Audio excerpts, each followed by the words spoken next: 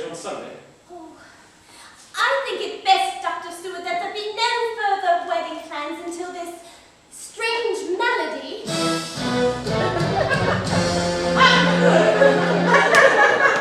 which has affected my niece has been determined. Perhaps Professor Van Helsing would be of help. Professor Van Helsing? England's foremost metaphysicist. Professor Van Helsing is arriving today to observe Renfield. But I also plan to call attention to Lucy's condition.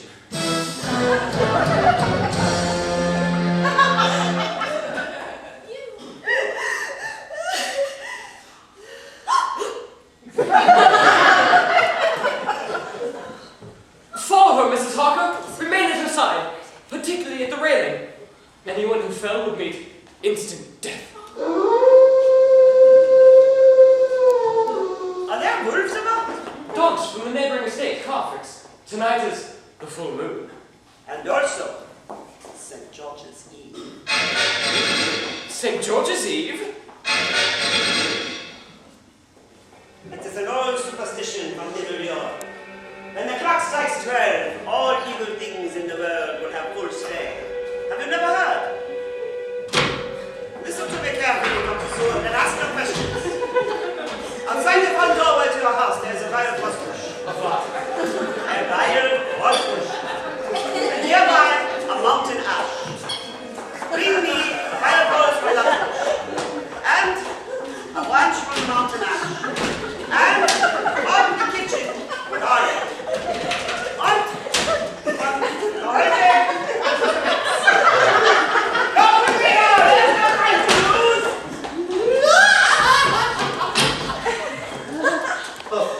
No. I didn't want to talk to you no more. You little out now after this year. Thank you. I have a spider for you. Come see the spider in here. Come eat the spider.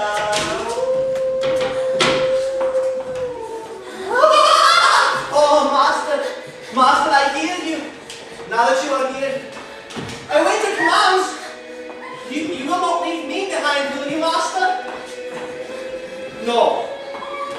I must be patient. It's coming. Coming!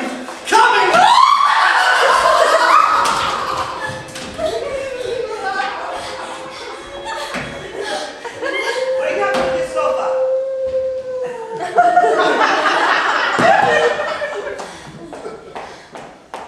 It's best that she sleeps there tonight, away from her. But tonight, St. George's Eve.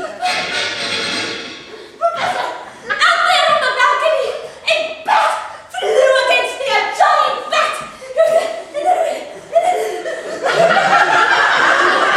We should all retire now, Mrs. Harker. It is the best thing. Lucy! Good night, Mrs. Harker.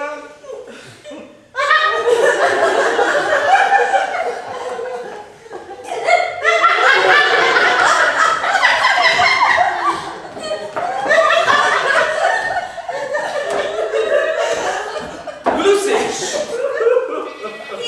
Here, Dr. Stewart.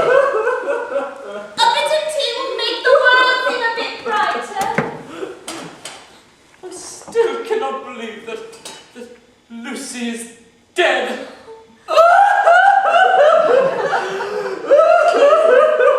Please, Dr. Stewart, do have a bit of tea.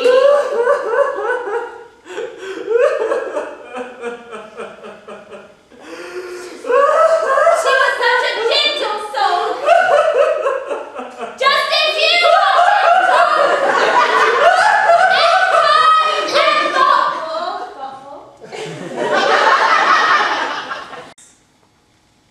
And in the pampas, there are stories of bats that only come out at night. They open the veins of the cattle and the horses and suck them dry. And in the Western seas, and elsewhere, there are stories of giant bats that hide in the trees all day long because it is hot. They swoop down on them. And in the morning, they are found dead men. Even lighter than your Lucy. not, Professor! Do you mean to tell me that Lucy was bitten by such a bat? But liable to fright. Oh dear. Do not panic, dear lady. This is why I have made my visit. For you see, my men will soon have him, and the alarm will have passed. A wolf, Dr. Howe. I am so sorry, Mrs. Harker, that I was unable to attend your niece's funeral. Important affairs carried me away that afternoon. I am sure your grief must be immeasurable. A tragic loss. Yes. Yes.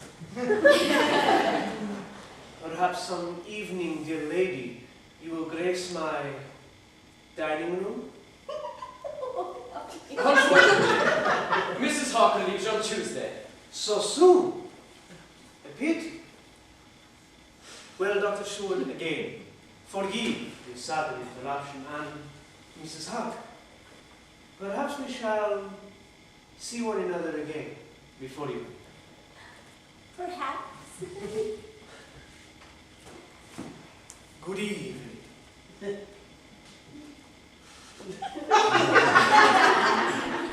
We are different. We Shackley's have a right to be proud, for in our veins flows the blood of many brave races who fought as we drove them back. And was it not one of my own race who, as Volde, crossed the Danube and beat the Turk on his own ground? These were my ancestors!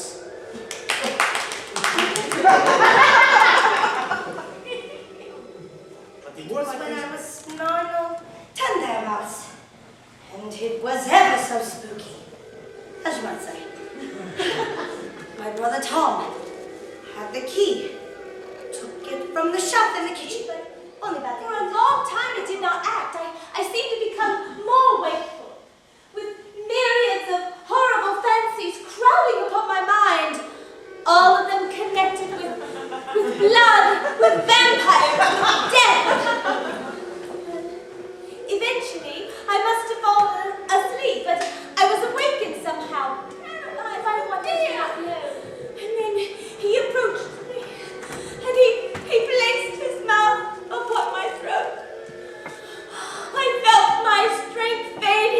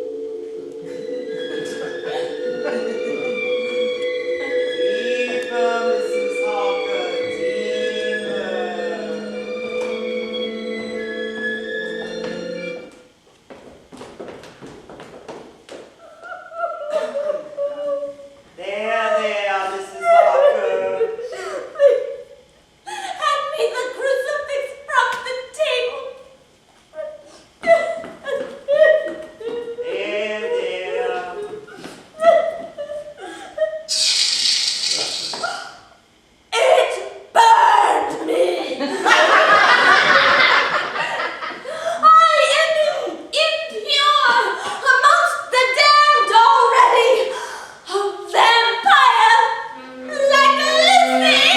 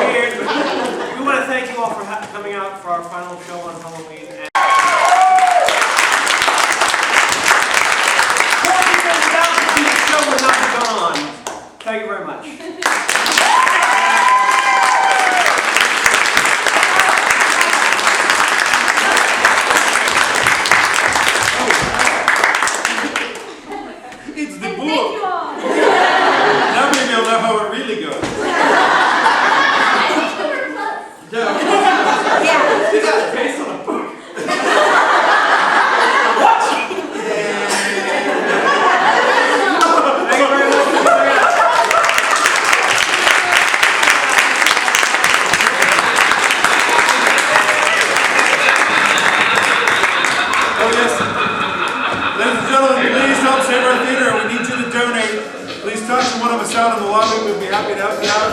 We need